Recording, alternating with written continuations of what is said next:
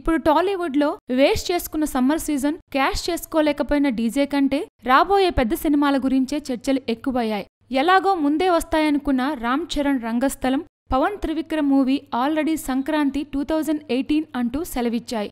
So ఇప్పుడు బరిలో మిగిలింది ఇంకో 3 సినిమాలు. విశేషమేంటంటే వీరందరూ అయితే అతివృష్టి లేకపోతే అనావృష్టి తరహాలో ఒక్కసారే వస్తున్నారు. ఆల్రెడీ సెప్టెంబర్ 21న తన స్పైడర్ రిలీజ్ అంటూ గతంలో మహేష్ కన్ఫర్మ్ చేశారు. ఏఆర్ మురుగదాస్ డైరెక్షన్లో రూపొందిన ఈ సినిమా ఆల్రెడీ షూటింగ్ పూర్తి చేసుకొని పోస్ట్ ప్రొడక్షన్ పనుల్లో బిజీగా ఉంది. ఇప్పుడు ఇదే డేట్ను ఎన్టీఆర్ ట్రిపుల్ యాక్షన్లో నటిస్తున్న జై లవకుశ సినిమా కూడా కన్ఫర్మ్ చేశారు. అందరికీ ఆశ్చర్యకరమైన ఈద్ గిఫ్ట్ ఇదే అంటూ సెప్టెంబర్ 21న జై లవకుశ సినిమా రిలీజ్ అవ్వబోతోంది అంటూ ప్రకటించారు. ఇందులో ఆశ్చర్యం కంటే కూడా 2 పెద్ద సినిమాలు ఒకే రోజున వస్తే అసలు ఓపెనింగ్స్ పై ఎటువంటి ప్రభావం ఉంటుందా అనే టెన్షన్ ఎక్కువగా ఉంది.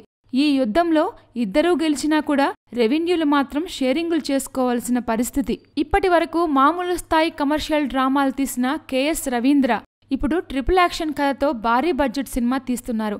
ఈ సినిమాలో జూనియర్ సరసన రాశి ఖన్నా మరియు నివేద థామస్ నటిస్తున్న సంగతి తెలిసిందే. Please subscribe. Hi, it's me Purna. Please subscribe.